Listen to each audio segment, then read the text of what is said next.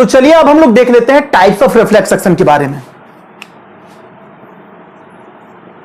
Types of reflex action, कितने types के होते हैं ये। रिफ्लेक्स एक्शन के बारे में बात करें तो एक क्या होता है कि कौन सा पार्ट, सेंट्रल नर्वस सिस्टम का कौन सा पार्ट जो है रोल प्ले कर रहा है, मतलब कौन सा पार्ट टेक पार्ट कर रहा है अपना मॉड्यूलेटर के तरह।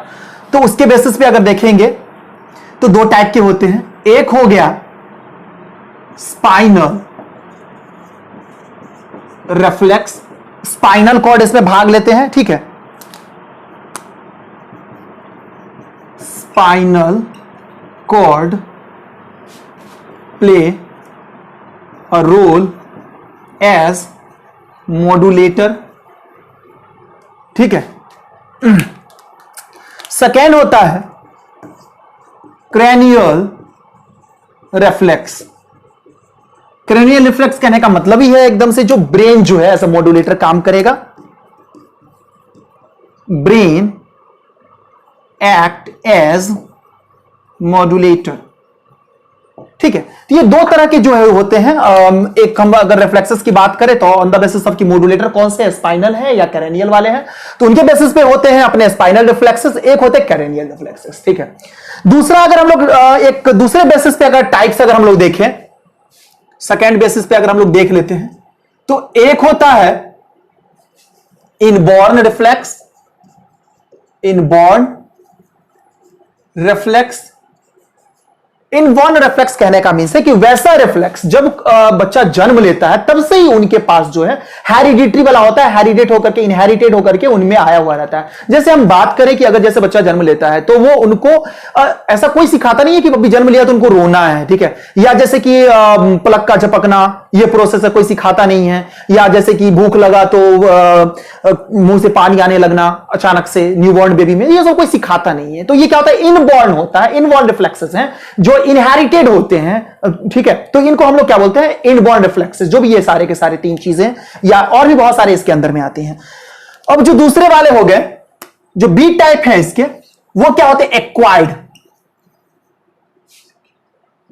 एक्वायर्ड रिफ्लेक्सेस, रिफ्लेक्स सीधे बोलते हैं। एक्वायर्ड रिफ्लेक्स कहने का मीन्स ये है, या इसको हम लोग कंडीशनल रिफ्लेक्स के नाम से भी जानते हैं। कंडीशनल रिफ्लेक्स, देखिए बहुत सारे रिफ्लेक्सेस अपने बॉडी में होती हैं जो कि हम लोग सीखते हैं, लर्न करने के बाद ही हमारे बॉडी में आता है। जैसा कि हम मान लेते हैं कि अभी मैं यहां पे बातें कर रहा हूं, तो इसके जो बेसिक्स हैं, अल्फाबेट्स हैं, या जो हमारे हम लोग नंबर्स बोल दें, एक एक चीजें बचपन में सिखाई गई है हाथ पकड़ के, ये चीजें ऐसे होता है, ये चीजें ऐसे होता है। इसलिए अभी हम बात कर रहे हैं आपसे तो सिंपली जो है सो बिना रुके हुए और फ्लुएंटली बातें कर पा रहे हैं। अगर जब हम कभी बाइक को ड्राइव करते हैं या बाइसिकल ड्राइव करते हैं, उसमें क्या होता है कि पहले हमको ट्रेन किया जाता है कि पहले गियर चेंज करना है, एक्सीलरेटर लेना है, ऐसे हैंडल को ऐसे घुमाना है, या ऐसे स्विच को ऑन करना है, ऑफ करना है, सारी चीजें सिखाई जाती हैं। लेकिन जब हम ट्रेंड हो जाते हैं उसके बाद हम लोग अभी अचानक से सामने कोई आएगा तो ब्रेक अचानक से हमने लगा दिया, ये चीजें कोई बताता नहीं कि ब्रेक मारो, वो चीजें हमारे दिमाग में रिकॉर्ड हो जाती हैं चीजें। तो ये क्या होता है, सारे ये जो है एक्वायर्ड है, जो हमने सीखी है, कंडीशनल है, जो हमने पूरे जीवन में सीखा होता है। कंप्यूटर हम लोग चला रहे होते हैं तो एक एक चीज टाइपिंग के समय में क्या होता है कि अच्छा ये 4 फिंगर यहां पे रखना है, 5th फिंगर यहां पे रखना है, ASDF पे रखना है, फिर ये सेकंड हाफ पे रखना है, वही चीज हम लोग सीखते हैं जाकर के। लेकिन बाद में क्या हो जाता है, जब हम ट्रेंड हो जाते हैं तो अचानक से जब हम टाइपिंग करने के लिए बैठते हैं अचानक से हमारा फिंगर मूव करने लगता है और हम टाइपिंग करने के लिए रेडी हो जाते हैं।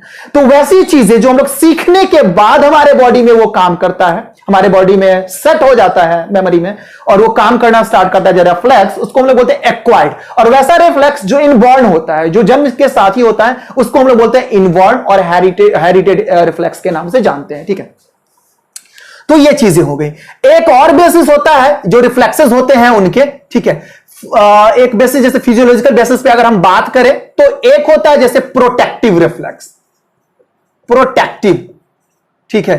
सेकेंड होता है एंटी ग्रेविटी। थर्ड होता है, थर्ड वाला जो रिफ्लेक्स है उसका नाम है राइटिंग रिफ्लेक्स।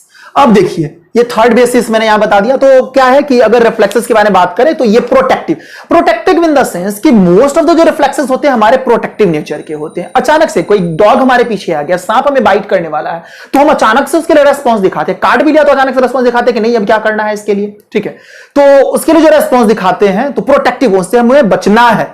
दूसरा क्या होता है कि बहुत सारे रिफ्लेक्सेस होते हैं कि जैसे अपने लाइफ को सेव करने के लिए, है ना, कि अभी गर्म प्लेट पकड़ा है तो हाथ जल ना जाए, प्लेट को छोड़ दो भले ही हाथ ना जलना चाहिए, तो ये एक रिफ्लेक्सेस हुआ। रिफ्लेक्सेशन, हमने हाथ गर्म प्लेट को फटाक से छोड़ दिया, सोचते तो नहीं है कभी अभी उसमें भी क्या होता है कि अगर हमारे हाथ में इंपॉर्टेंट, बहुत ही ज्यादा इंपॉर्टेंट चीज है लेकिन फिर भी गर्म है, मिल्क को हमने पकड़ रखा, मिल्क वाली केटली को मैंने पकड़ रखा है, अभी वो गर्म है, लेकिन अब उसको छोड़ना है कि नहीं छोड़ना, छोड़ेंगे तो हमारे चीजें बर्बाद होंगी, तो उसमें हम लोग सोच के काम करते हैं, ठीक है। लेकिन जो चीजें अचानक से हो जाती हैं, अभी दूसरा क्या है, एंटी ग्रेविटी वाला। एंटी ग्रेविटी के सेंस में जो चीजें काम करती हैं, अगर हम कोई भी काम कर रहे होते हैं तो ये तो है पता है कि ग्रेविटेशनल है, नीचे की तरफ कभी थोड़ा सा इनबैलेंसिंग हुआ तो हम लोग गिर सकते हैं, या कोई भी चीजें हमारे बॉडी में इनबैलेंसिंग हुई तो नीचे की तरफ बड़क से हो जाना है। तो एंटी ग्रेविटी मूवमेंट में हम लोग स्ट्रेट खड़े हैं, एकदम सही से काम कर रहे हैं, थोड़ा सा भी जो है सो इम्बैलेंसिंग हुआ तो गिरना नहीं है, जो भी चीजें हैं एंटी ग्रेविटी की तरह काम करता है। थर्ड जो है अपना राइटिंग वाला, जो बॉडी का पोस्चर जो है मेंटेन करके रखना,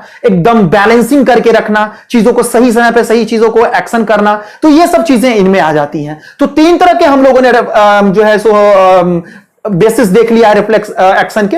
एक पहला था अपना ऑन द बेसिस ऑफ की मॉड्यूलेटर कौन सा है, तो पहला था स्पाइनल वाला जिसमें spinal cord main role play करता है। दूसरा है अपना कैरेनियल वाला जिसमें ब्रेन अपना रोल प्ले करता है। सेकंड अपना है कि चीजें या तो बाय बॉर्न हमारे में आई है, उसके लिए रिफ्लेक्स काम कर रहा है। सेकंड चीजें क्या है कि हमने खुद सीखा है, ठीक है। थर्ड अपना था कि प्रोटेक्टिव वाला हो गया, एंटी ग्रेविटी हो गया, और एक था अपना राइटिंग वाला।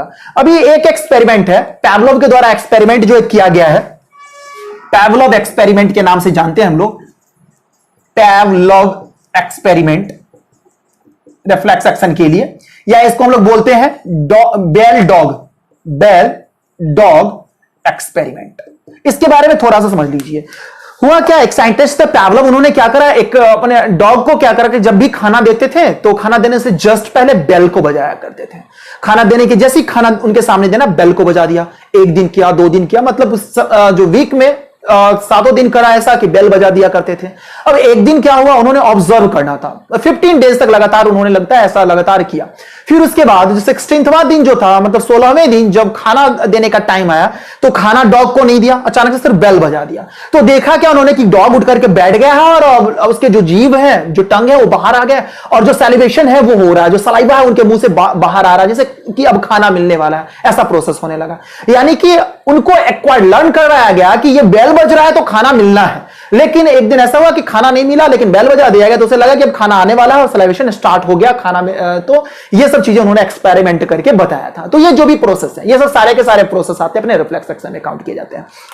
एक कॉमन सा चीज यहां पे मैं बता दूं कि ये जो पाथवे होता है रिफ्लेक्स एक्शन का, जिसके द्वारा पूरा का पूरा रिफ्लेक्स एक्शन दिखवाया जाता है, the path of reflex action known as reflex arc.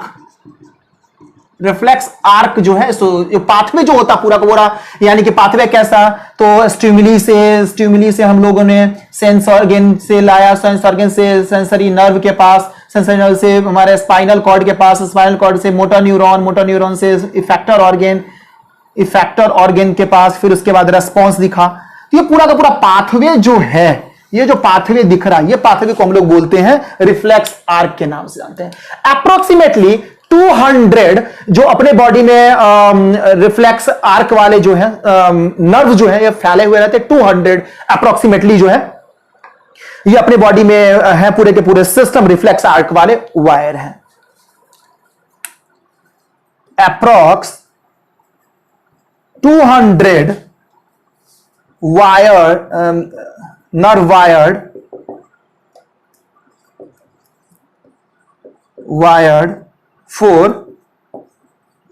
reflex action in our body। ठीक है, तो इस तरीके से सारी चीजें हम लोगों ने देख लिया, स्टडी कर लिया है। अब हम लोग जो है नेक्स्ट टॉपिक हम लोग देखेंगे एएनएस के बारे में।